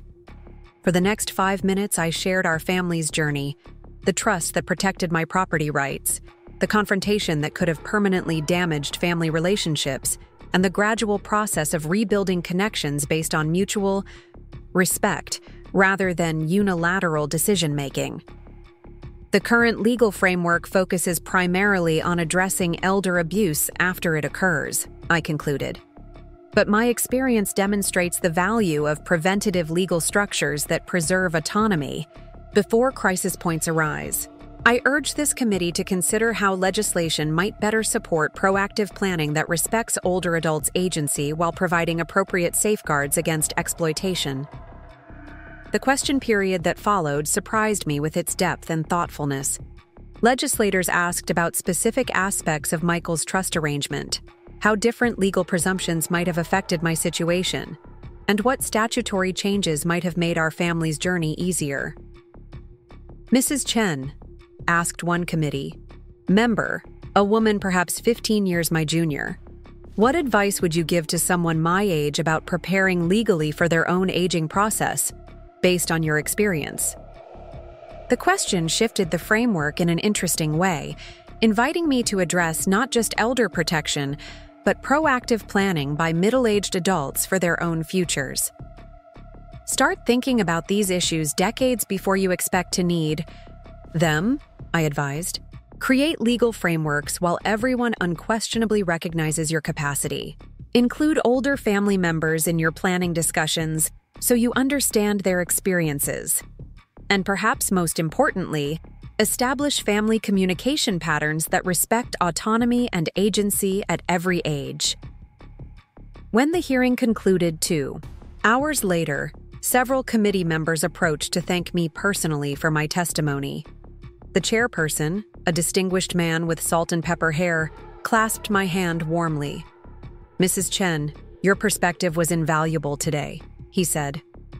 Too often, we craft legislation based on worst-case scenarios of elder abuse without considering how to support the majority of families who are trying to do the right thing, but need better frameworks for navigating these transitions. As we left the Capitol building, Phillip walking protectively at my side while Rose, Vanessa, and Jaden followed closely behind, I felt a profound sense of completion.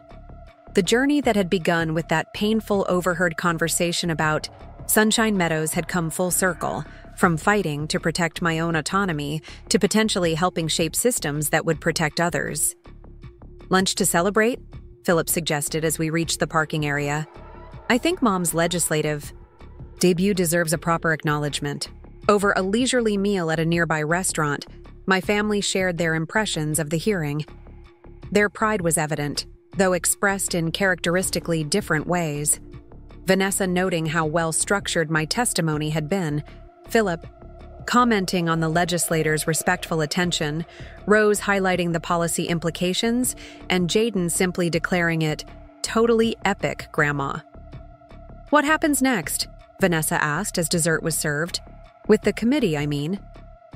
"They'll consider all testimony before drafting any legislative recommendations," I explained, repeating what Abigail had told me. "It could be months before anything concrete emerges. Policy change is rarely swift." "But you've planted the seed," Rose observed. "Sometimes that's the most important part." Later that evening, back in the comfort of my home, I sat in the sunroom office my family had created for me, watching as winter's early darkness settled over the garden. The bare branches of deciduous trees contrasted with the evergreens, creating a complex pattern against the twilight sky. Michael had designed the garden to have visual interest in every season, understanding that beauty wasn't limited to times of obvious blooming. Like the garden, our family had entered a new season, one with different beauty than our earlier years, but no less valuable for its changes.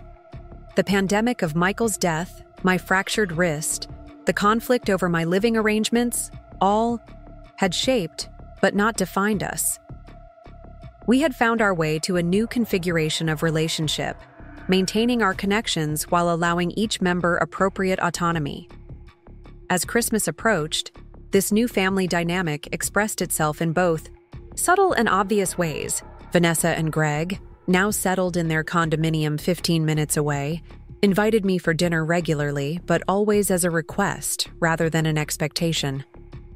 Phillip continued his weekend home improvement projects, but consulted me about priorities, rather than assuming what needed attention. Rose and Jaden, though still living with me temporarily, maintained a respectful balance between shared activities and private space. Most tellingly, holiday planning evolved into a collaborative process, rather than the top-down organization of previous years.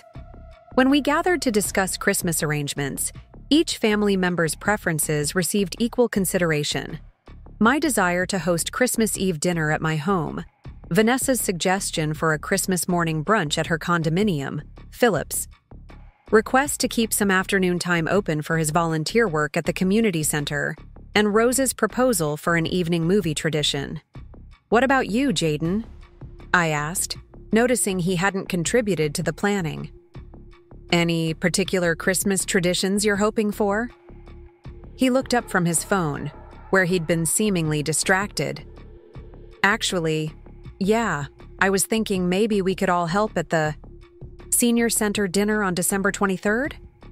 They need volunteers, and it might be cool to do something together that helps other people." His suggestion caught us all by surprise, not just the specific activity, but the thoughtfulness behind it. This teenager, who had initially come to stay with me as part of his mother's support system, had developed his own connection to issues affecting older adults. "That's a wonderful idea," I said warmly. "I've volunteered there in previous years, and it's always a meaningful experience." "Count me in," Phillip added immediately. "I can pick anyone up who needs transportation." Vanessa and Greg exchanged a quick glance before nodding their agreement as well. "The kids will be home from college by then," Vanessa noted. "We should invite them to join us too." And so a new tradition was born, emerging not from parental decree or long-standing custom, but from a teenager's spontaneous suggestion. It seemed emblematic of our family's evolution, finding new ways to connect while expanding our understanding of what constituted meaningful togetherness. As the holiday season unfolded, I found myself reflecting frequently on how different this Christmas felt from the previous year, when I had still been grieving Michael intensely, and my children had been increasingly concerned about my independence. The external circumstances of my life hadn't changed dramatically. I was still in my home, still engaged in community activities, still maintaining my own routines. What had transformed was the dynamic surrounding these constants: my children's perception of my capabilities, my own confidence in asserting boundaries, and our collective approach to family decision-making. Christmas Eve dinner at my home became a celebration not just of the holiday, but of this transformation.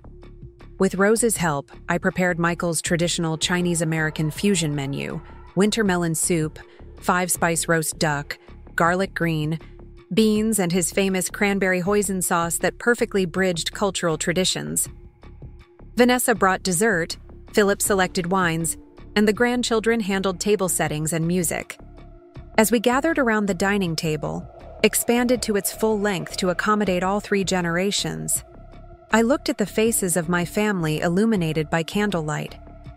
Vanessa and Phillip, now in their 40s with threads of silver appearing in their hair. Rose, her features so like Michael's, animated as she described her latest project. The grandchildren, Sophia, Liam, and Jaden, poised at the threshold of adulthood, their futures stretching before them with unlimited possibility. "Before we begin," I said, lifting my water glass, "I'd like to propose a toast. To family, not as we once were or as we might have been, but as we are now, in this moment. And to Michael, who somehow anticipated exactly what we would need to find our way through change. To Michael, they echoed, raising their glasses. Even the grandchildren, who had known him in varying degrees depending on their ages when he died, spoke his name with reverence. And, Phillip added unexpectedly, to Mom, who had the courage to stand up for herself when we thought we knew better. Our family is stronger because you refuse to be diminished. The simple acknowledgement brought tears to my eyes. How far? We had come from those tense conversations about Sunshine Meadows and selling my home. How much we had all grown through conflict and reconciliation. After dinner, as we gathered in the living room for our gift exchange, Vanessa approached me privately. "Mom, I have something for you that didn't seem right to give in front of everyone," she said, handing me a small wrapped package. Inside was a key on a decorative keychain. "It's to the guest cottage at our condo," she explained. "I had an extra cut specifically for you. I want you to know that you're welcome anytime, not because you need supervision or assistance, but because I enjoy your company. The space is yours whenever you want it, on your terms." The gesture touched me deeply. It represented a complete reversal from her earlier approach, when she had tried to relocate me against my wishes. Now she was offering connection without obligation, proximity without control. "Thank you, Vanessa," I said, squeezing her hand. "This means more than you know." As the evening progressed, with grandchildren showing off their latest talents, spouses sharing work anecdotes, and siblings gently teasing each other about childhood memories, I felt Michael's presence more strongly than I had since his passing. Not as a ghost or a shadow, but as a continuing influence, the architect who had designed not just our physical home but the framework for our family to adapt and grow even in his absence. When everyone had departed, Vanessa and Greg to prepare for hosting Christmas morning, Phillip to his own home where he would review last-minute details for the community center's holiday program, and Rose and Jaden upstairs to their rooms, I sat alone in the living room, Christmas tree lights twinkling in the darkness. The jade butterfly pin gleamed on my sweater, catching the colored reflections from the tree. I touched it gently, thinking of all it symbolized: Michael's love, my transformation, our family's evolution. From potential caterpillars to actual butterflies, we had all emerged changed from the chrysalis of conflict that had threatened to divide us. "You were right, Michael," I whispered to the quiet room. "About everything. The trust protected me when I needed it most, but it was your faith in my strength that truly saved me." The new year brought fresh developments in both my advocacy work and family dynamics. David Fitzgerald and I completed our manuscript, now titled Aging with Dignity, A Family Guide to Elder Autonomy and Supportive Care. A respected legal publisher had expressed interest, with publication planned for early summer. The legislative committee where I had testified recommended several statutory changes based partially on my input, including stronger presumption of capacity standards and clearer pathways for supportive rather than substituted decision-making. Abigail Collins kept me informed of the slow but steady progress through the legislative process. Most significantly, Rose announced plans to relocate permanently to be closer to me. "I've been offered a position with a sustainability marketing firm downtown," she explained during a family dinner in late January. "It would mean leaving my Oregon clients, but I can transition most of my work to colleagues and keep a few accounts that can be handled remotely." "Are you sure?" I asked, concerned that she might be sacrificing career opportunities for proximity. "I don't want you to limit your professional growth on my account." She smiled, shaking her head.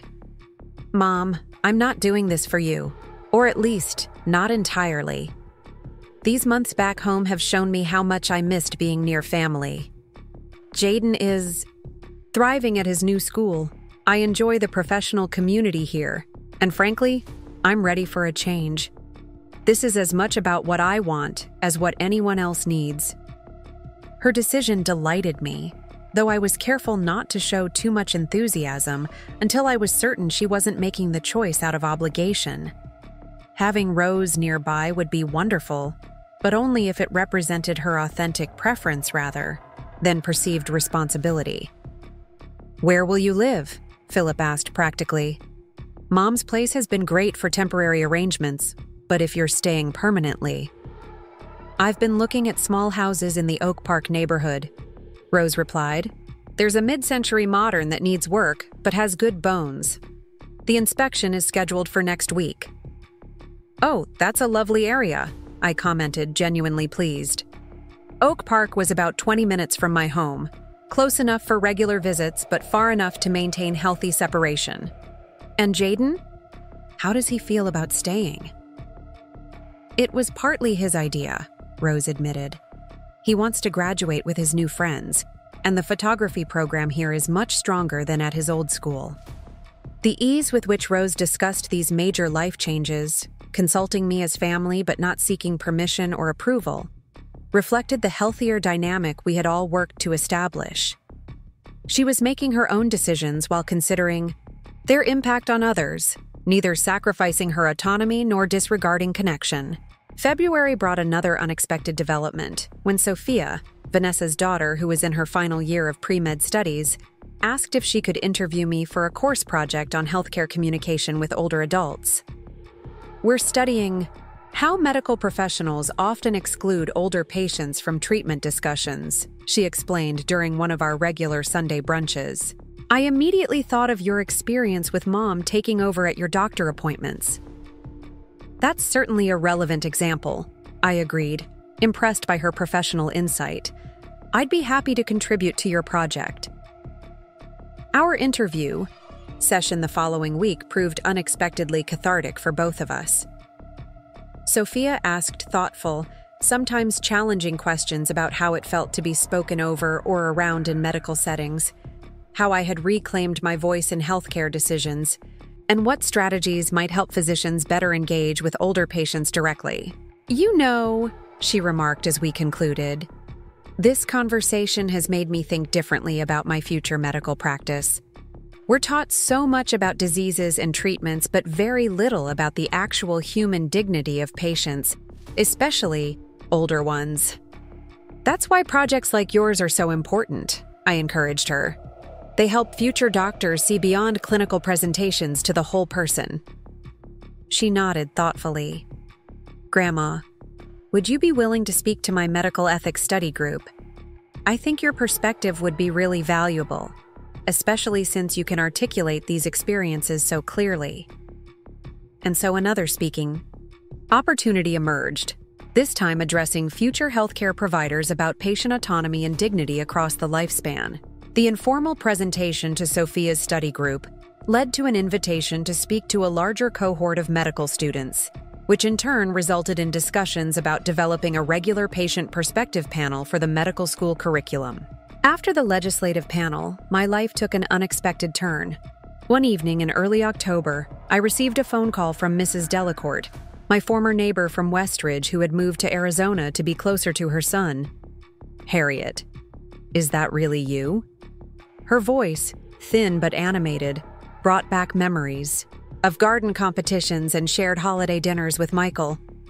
"I've been trying to reach you for weeks. Your old number was disconnected." "Margaret." "What a lovely surprise," I said, truly delighted to hear from her after nearly 2 years. "I'm still in the house. How are you enjoying Arizona?" "That's actually why I'm calling," she said, an undercurrent of distress in her voice. "This retirement community Tom chose for me is beautiful. Palm trees, swimming pools, organized activities every day. It looks like a resort in the brochures." "But?" I asked, sensing the unspoken qualifier. "But I'm miserable, Harriet. I have no friends here. The heat is unbearable 6 months of the year, and Tom, bless his heart, is so busy with his job that I see him maybe once a week for dinner." Her voice dropped to a near whisper. "I feel like I'm just waiting to die in a very pretty cage." Her words sent a chill through me. There, but for Michael's foresight and my own stubbornness, might I have been relocated to Sunshine Meadows against my wishes, separated from my community and support network, surrounded by amenities that couldn't compensate for lost autonomy and purpose. I'm so sorry, Margaret. Have you told Tom how you feel? I've tried, she sighed. He gets defensive. Says he spent a small fortune on this place, that I'm ungrateful, that I just need to make more effort to fit in. But at 74, starting over isn't as easy as he seems to think. We talked for nearly an hour, my heart aching for her situation. Before we ended the call, I made a spontaneous offer. Why don't you come visit for a few weeks? Your old house sold, but my guest room is always available. It might give you some perspective and time to think. Oh, Harriet, could I really?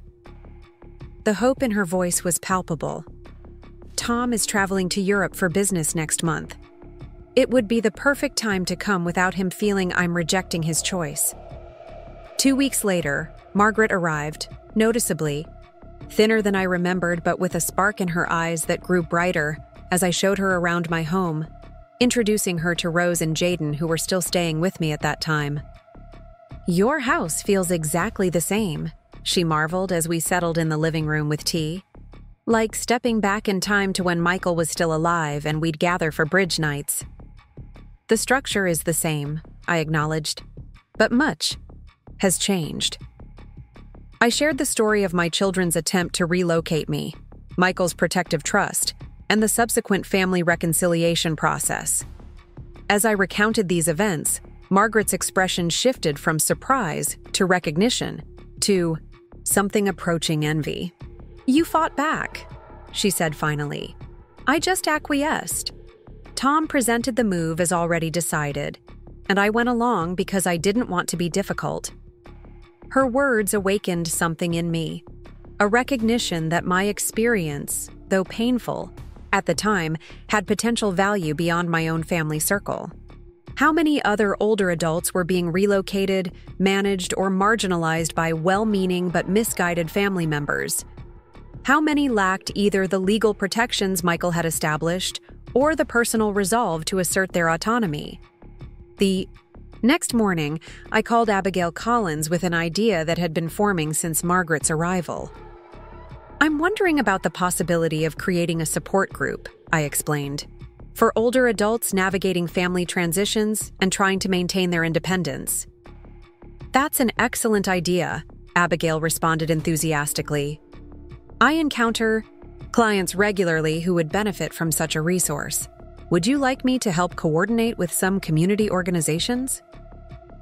With Abigail's assistance, we arranged space at the local senior center for a weekly meeting. I created simple flyers that Rose helped distribute to doctors' offices, libraries, and religious institutions throughout the community.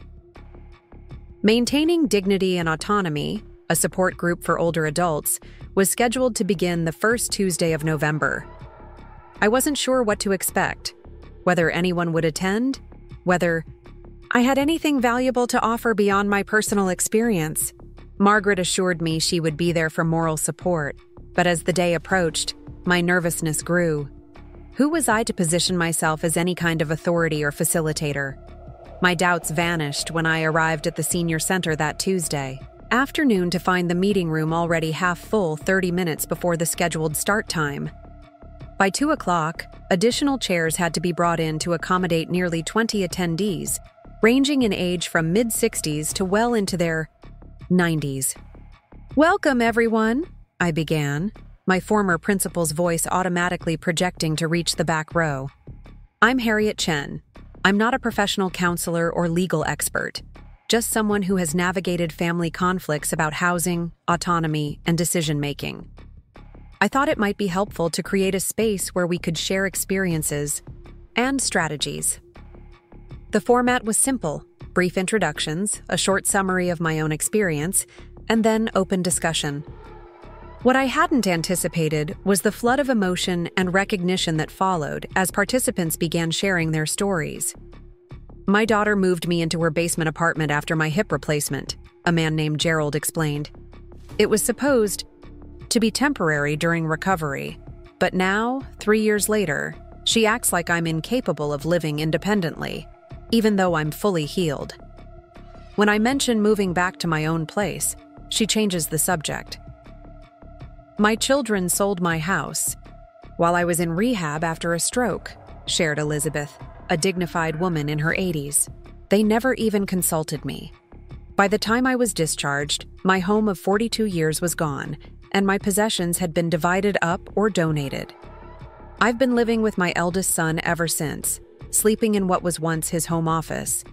Story after story revealed patterns of diminished autonomy, often implemented with genuine love and concern, but devastating in their impact on identity and purpose.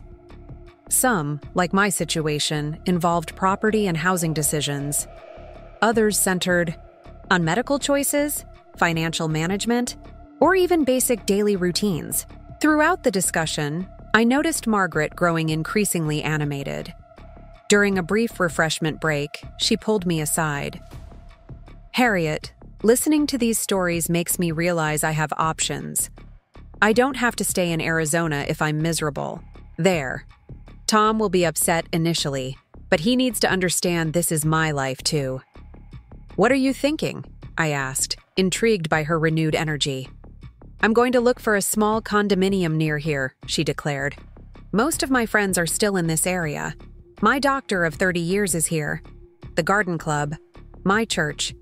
Everything that gives my life meaning is here, not in that artificial community in the desert." Margaret's decision, catalyzed by the support group discussion, reinforced my growing conviction that these conversations were essential. Not everyone had Michael's foresight or financial resources to establish protective legal arrangements. Not everyone had children who, like mine, eventually could recognize and respect their autonomy. But having a space to share experiences, validate feelings, and explore options was powerful in itself. Over the next few months, the support group steadily expanded. Abigail occasionally attended as a resource person, answering legal questions, without turning the sessions into formal consultations. A geriatric social worker volunteered her expertise every other week. Even Sophia, Vanessa's daughter, began attending when her medical school schedule permitted, gaining insights for her future practice while offering a younger perspective. As word spread, I received calls from senior centers in neighboring communities, asking if I would help establish similar groups in their locations. While flattered, I recognized the limitations of my time and energy at 76. Instead, I began developing a simple handbook outlining our format, discussion principles, and resources, something other communities could use to create their own versions. The handbook project evolved naturally into a more comprehensive guide. When several group members approached me about documenting the strategies and resources we'd collected. "These conversations have been life-changing for me," said Gerald, who had successfully moved back into his own apartment despite his daughter's initial resistance. "Others shouldn't have to reinvent the wheel." Rose, putting her marketing skills to work, helped me organize the material into a clear, accessible format. Jaden contributed photographs that captured the dignity and vibrancy of older adults engaged in meaningful activities. Vanessa, whose perspective had evolved dramatically since our confrontation, offered to cover printing costs for an initial run to distribute through community organizations. By spring, Reclaiming Your Voice, a guide to maintaining autonomy. As We Age was completed, not a formal publication, but a thoughtfully prepared resource reflecting collective wisdom from our support group.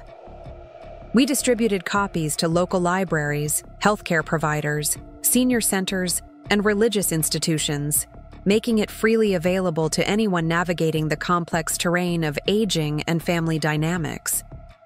At our one-year anniversary meeting, in November, I looked around the now familiar room filled with faces that had become dear to me. Some original members, others newer additions, each with their own story of challenge and resilience. Margaret, who had successfully relocated to a condominium just 10 minutes from my home, sat in her usual spot near the window. Gerald and Elizabeth, who had become close friends through the group, shared a plate of cookies they had baked together. "When I started this group a year ago," I told them, "I thought I was creating a resource for others based on my experience.